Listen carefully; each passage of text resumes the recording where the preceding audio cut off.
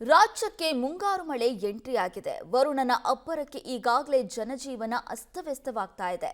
ಉತ್ತರ ಕರ್ನಾಟಕ ಭಾಗದಲ್ಲಿ ವರುಣನ ಅಬ್ಬರ ಜೋರಾಗ್ತಾ ಇದ್ರೆ ಕೆಲವೊಂದು ಕಡೆ ಶಾಲೆಯ ಆವರಣದ ಒಳಗೆ ನೀರು ನುಗ್ತಾ ಇದೆ, ಮತ್ತೊಂದು ಕಡೆ ಮೇಲ್ಛಾವಣಿ ಕುಸಿದು ಬೀಳ್ತಾ ಇದೆ. ಹಾಗಾದ್ರೆ ರಾಜ್ಯದಲ್ಲಿ ಮಳೆಯ ಅವಾಂತರಕ್ಕೆ ಏನೇನಾಗಿದೆ ಅನ್ನುವಂತ ಕಂಪ್ಲೀಟ್ ರಿಪೋರ್ಟ್ ಇಲ್ಲಿದೆ. ರಾಜ್ಯದಲ್ಲಿ ಮುಂಗಾರು ಮಳೆ ಅಬ್ಬರ, ಹಲವು ಜಿಲ್ಲೆಗಳಲ್ಲಿ ಆರ್ಭಟಿಸಿದ ವರುಣ, ಹಳ್ಳದ ನೀರು ಮನೆಗೆ ನುಗ್ಗಿ ಪರದಾಟ. ಕರ್ನಾಟಕಕ್ಕೆ ಮುಂಗಾರು ಮಳೆ ಎಂಟ್ರಿಯಾಗಿದ್ದು ಹಾವೇರಿ ಜಿಲ್ಲೆಯಲ್ಲಿ ಮುಂಗಾರು ಮಳೆಗೆ ಜನರು ತತ್ತರಿಸಿ ಹೋಗಿದ್ದಾರೆ. ಹಾವೇರಿ ತಾಲೂಕಿನ ಅಗಡಿ ಗ್ರಾಮದ ಬಳಿ ಇರೋ ಹಳ್ಳವು ತುಂಬಿ ಗ್ರಾಮದ ಮನೆಗಳಿಗೆ ನೀರು ನುಗ್ಗಿದೆ. ಗ್ರಾಮದ ಬಸ್ ನಿಲ್ದಾಣದ ಬಳಿ ಇರೋ ಮೈಲಾರಲಿಂಗೇಶ್ವರ ದೇವರ ಕಟ್ಟಿ ಮತ್ತು ಕೆಲವು ಮನೆ ಮತ್ತು ಅಂಗಡಿಗಳಿಗೆ ನೀರು ನುಗ್ಗಿದೆ. ಅಲ್ಲದೆ ರಾಣೆಬೆನ್ನೂರು ನಗರದಲ್ಲಿರೋ ಗ್ರಾಮೀಣ ಪೊಲೀಸ್ ಠಾಣೆಗೆ ನೀರು ನುಗ್ಗಿದೆ. ಠಾಣೆಯ ಬಳಿ ಇರೋ ಚರಂಡಿ ನೀರು ಗ್ರಾಮೀಣ ಠಾಣೆಯ ಆವರಣ ಮತ್ತು ಠಾಣೆಯ ಒಳಗೆ ನೀರು ನುಗ್ಗಿದೆ. ಠಾಣೆಯ ನೀರು ಹೊರಹಾಕಲು ಸಿಬ್ಬಂದಿ ಪರದಾಡಿದ್ದಾರೆ.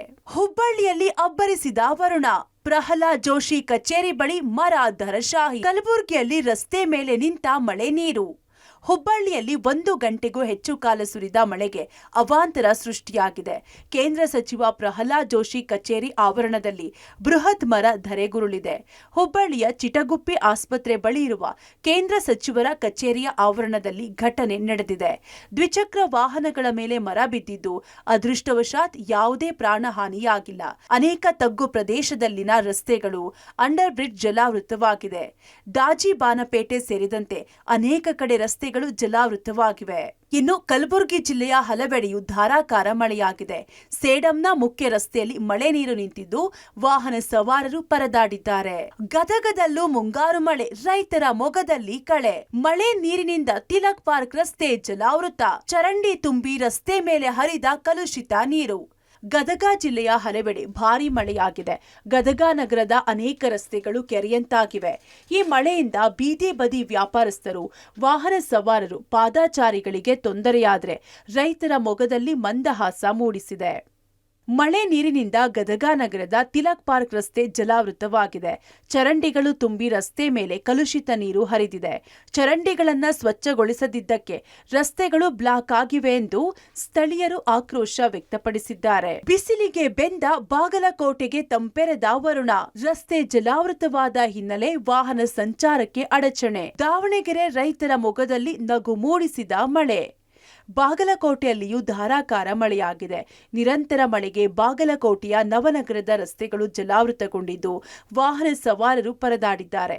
ಇನ್ನು ದಾವಣಗೆರೆಯಲ್ಲಿ ಉತ್ತಮ ಮಳೆಯಾಗಿದೆ. ಉತ್ತಮ ಮಳೆಯಿಂದ ರೈತರು ಬಿತ್ತನೆಗೆ ಸಿದ್ಧರಾಗುತ್ತಿದ್ದಾರೆ. ಕೆಲವು ಕಡೆ ಭತ್ತ ನಾಶವಾಗುವ ಆತಂಕದಲ್ಲಿ ರೈತರು ಕಂಗಾಲಾಗಿದ್ದಾರೆ. ಮಾಯಕೊಂಡ ಸೇರಿ ಹಲವೆಡೆ ಮಳೆರಾಯ ತಂಪೆರೆದಿದ್ದಾನೆ. ಬೆಳಗಾವಿಯಲ್ಲಿ ಅಬ್ಬರಿಸಿದ ಮಳೆರಾಯ, ನೆಲಕ್ಕುರುಳಿದ ಕಟ್ಟಡ, ತಪ್ಪಿದ ಅನಾಹುತ. ಧಾರಾಕಾರವಾಗಿ ಸುರಿದ ಮಳೆಗೆ ಇದ್ದಕ್ಕಿದ್ದಂತೆ 2 ಅಂತಸ್ತಿನ ಕಟ್ಟಡವೊಂದು ನೆಲಕ್ಕುರುಳಿರುವ ಘಟನೆ ಬೆಳಗಾವಿ ಜಿಲ್ಲೆಯ ಅಥಣಿ ಪಟ್ಟಣದಲ್ಲಿ ನಡೆದಿದೆ. ನಿನ್ನೆ ರಾತ್ರಿ ಸುರಿದ ಮಳೆಗೆ ಅಥಣಿ ಪಟ್ಟಣದ ಹಲಿಯಾಳ ರಸ್ತೆಯಲ್ಲಿರುವ ರಾವಸಾಬ ಐಹೊಳೆ ಎಂಬುವವರಿಗೆ ಸೇರಿದ್ದ ಕಟ್ಟಡ ಧರೆಗುರುಳಿದೆ. ಶಿಥಿಲಾವಸ್ಥೆಯ ಕಟ್ಟಡವಾಗಿದ್ರೂ ಖಾಸಗಿ ಕಚೇರಿಯಾಗಿ ಇದನ್ನ ಬಳಸಿಕೊಳ್ಳಲಾಗುತ್ತಿತ್ತು.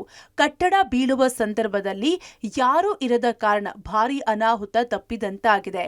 ಕಟ್ಟಡ ಬೀಳುವ ದೃಶ್ಯಗಳು ಸ್ಥಳೀಯರ ಮೊಬೈಲ್ನಲ್ಲಿ ಸೆರೆಯಾಗಿದ್ದು ಅಥಣಿ ಪೊಲೀಸ್ ಠಾಣಾ ವ್ಯಾಪ್ತಿಯಲ್ಲಿ ಘಟನೆ ನಡೆದಿದೆ. ಯಾದಗಿರಿಯಲ್ಲಿ ಸುರಿದ ಭಾರೀ ಮಳೆಗೆ ಹುಣಸಗಿ ಸಂಪರ್ಕ ರಸ್ತೆ ಜಲಾವೃತಗೊಂಡಿದೆ. ರಾಯಚೂರು ಜಿಲ್ಲೆಯ ಹಲವೆಡೆ ಭಾರೀ ಮಳೆ, ಅಡವಿಬಾವಿ ತಾಂಡಾದ ಸರ್ಕಾರಿ ಶಾಲೆ ಜಲಾವೃತ. ಶಾಲೆ ಮುಂದಿನ ರಸ್ತೆಯಲ್ಲೂ ನಿಂತ ಮಳೆ ನೀರು. ರಾಯಚೂರು ಜಿಲ್ಲೆಯ ಹಲವೆಡೆ ಭಾರೀ ಮಳೆ ಸುರಿದಿದ್ದು ಮಸ್ಕಿ ತಾಲೂಕಿನ ಅಡವಿಬಾವಿ ತಾಂಡ ಗ್ರಾಮದಲ್ಲಿ ಸರ್ಕಾರಿ ಶಾಲೆ ಜಲಾವೃತವಾಗಿದೆ. ಶಾಲೆ ಮುಂದಿನ ರಸ್ತೆಯಲ್ಲೂ ಸಂಪೂರ್ಣ ನೀರು ನಿಂತಿದ್ದು ವಾಹನ ಸಂಚಾರ ಅಸ್ತವ್ಯಸ್ತವಾಗಿದೆ.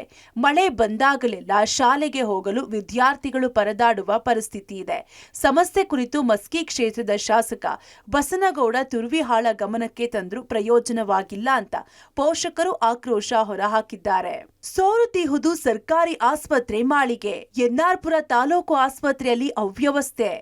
ಚಿಕ್ಕಮಗಳೂರು ಜಿಲ್ಲೆ ಎನ್ಆರ್ಪುರ ತಾಲೂಕು ಆಸ್ಪತ್ರೆ ಮಾಳಿಗೆ ಮಳೆ ಬಂದಾಗೆಲ್ಲ ಸೋರುತ್ತಿದೆ. ಆಸ್ಪತ್ರೆ ಅವ್ಯವಸ್ಥೆ ಬಗ್ಗೆ ಅಧಿಕಾರಿಗಳ ಗಮನಕ್ಕೆ ತಂದರೂ ತಾತ್ಕಾಲಿಕ ದುರಸ್ತಿ ಮಾಡಿ ಅಧಿಕಾರಿಗಳು ಸುಮ್ಮನೆ ಕೈ ತೊಳೆದುಕೊಂಡಿದ್ದಾರೆ. ಜನರ ಆರೋಗ್ಯದ ಜೊತೆ ಸರ್ಕಾರ ಚೆಲ್ಲಾಟೆ ಎಂದು ಸ್ಥಳೀಯರು ಆಕ್ರೋಶ ವ್ಯಕ್ತಪಡಿಸಿದ್ದಾರೆ. ತಾತ್ಕಾಲಿಕ ತೇಪೆ ಬೇಡ, ಶಾಶ್ವತ ಪರಿಹಾರ ಕಲ್ಪಿಸುವಂತೆ ರೋಗಿಗಳು ಆಗ್ರಹಿಸಿದ್ದಾರೆ. ಒಟ್ಟಾರೆ ಮೊದಲ ದಿನವೇ ಆರಂಭವಾದ ಮುಂಗಾರು ಮಳೆಗೆ ರಾಜ್ಯದ ಜನ ತತ್ತರಿಸಿ ಹೋಗಿದ್ದಾರೆ. ಮಳೆಯ ಆರ್ಭಟ ಇನ್ನೂ ಜೋರಾದ್ರೆ ರಾಜ್ಯದ ಜನತೆ ಇನ್ನಷ್ಟು ಸಂಕಷ್ಟಕ್ಕೆ ಸಿಲುಕಲಿದ್ದಾರೆ. News desk, public TV.